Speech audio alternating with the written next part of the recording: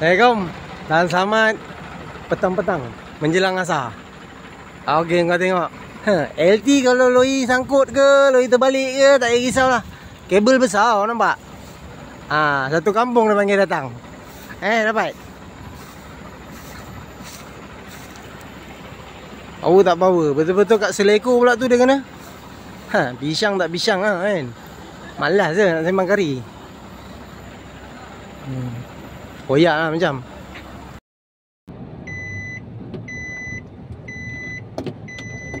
Alright.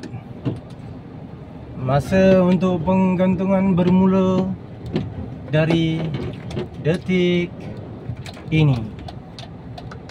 And fire in the hole.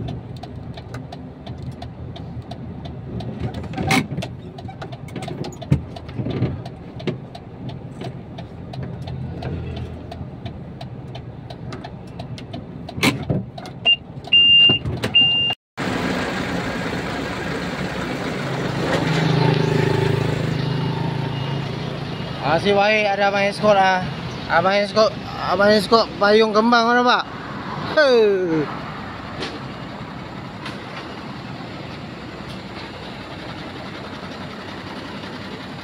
Yang tengah jalan ni pagi lah.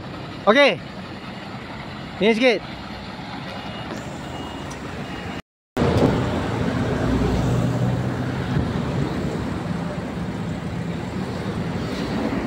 Betul-betul tepi jalan lah.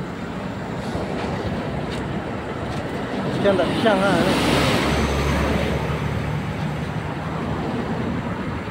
Nyawaku berada di hujan tanduk. Ada baik.